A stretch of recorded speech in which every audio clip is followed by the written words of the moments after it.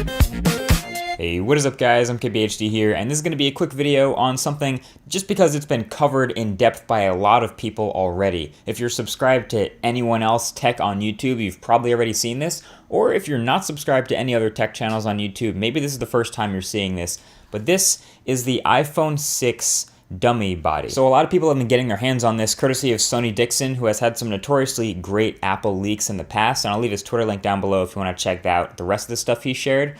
But this is supposed to be our first look at the body, shape, and size of the iPhone 6. But what it really is the dummy phone that a lot of the case manufacturers will use to create and start producing their iPhone 6 cases before the phone has actually been announced. So this is basically made up of all your rumors, all of your speculation, all of the things we know about the parts of the next iPhone to give a general idea of the shape and size that this next phone will be. So I'm gonna make this quick since it's been covered already, like I said, but there are three main characteristics that you're gonna wanna know about this before the next iPhone comes out because they're pretty much set in stone at this point, and that is the rounded edges, the much bigger display and slightly bigger bezels also, and the extreme thinness of this new phone. So for the rounded edges, this is just something about the design I've noticed since I've had it. It's a departure from all the iPhones we've had since the iPhone 4. The one right before it, the iPhone 3GS, was when it was last curved. And I'm not the first to say it, but this new dummy really reminds me of the HTC One M8 at a glance. And I've talked a lot about how the M8 feels in the hand thanks to its metal body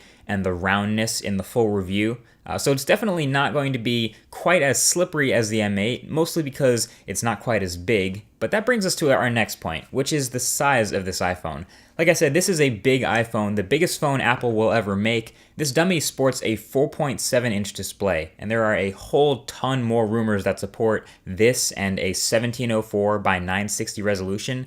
Here it is next to the iPhone 5S, which has a 4-inch display, and you can see not only is it taller, but it's a bit wider too. It's definitely a much bigger phone than Apple has ever made. I'm actually finding the bezels seem to be kind of big compared to a lot of other phones out now. It makes it look a little ugly, but even the other iPhones have smaller bezels than this. The Moto X is a pretty popular Android phone. This also has a 4.7-inch display, but you can see it's much smaller than the iPhone 6 dummy and not nearly as tall. Of course, it doesn't need to make room on the front for a home button, but I feel like the iPhone has some pretty big bezels for the display you're getting. But of course, finally, where this phone is definitely not big is the thickness department. We've seen this before. The iPhone 6 is going to be a very thin phone. We're talking like 6 millimeters thin here in a metal unibody case, which is very impressive. And Apple's never really had problems with battery life on the iPhone. I mean, it's not the greatest, but seeing a new iPhone that's even thinner than the current iPhone kind of gets me questioning how big of a battery they can fit in here. But, you know, I guess if the iPhone's a lot taller, maybe they'll have enough space to fit the same size battery.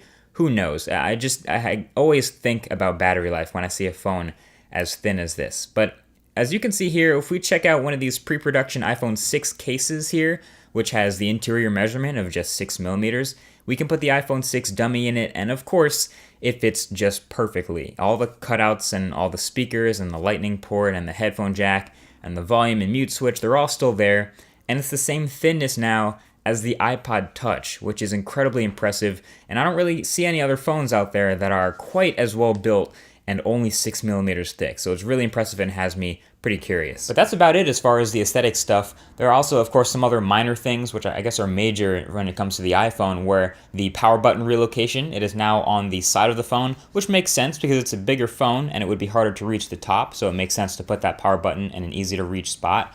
But other than that, nothing else really all that exciting about the new iPhone 6 dummy. Apple could, of course, surprise us and have some other crazy new features or hardware stuff, but this is about as good a look as we're going to get at the iPhone 6 right now.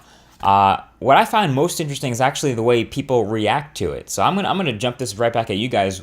Would you buy a 4.7-inch display iPhone? Would you buy a big iPhone like this? I know the back markings might not be finalized, and this might not be the exact final look of the design, but it tends to look a lot better when it's an actual working phone and the thing is on.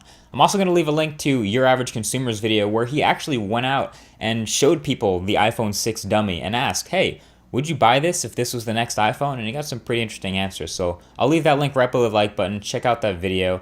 And other than that, that's about it. So thanks for watching this quick video. Talk to you guys in the next one. Peace.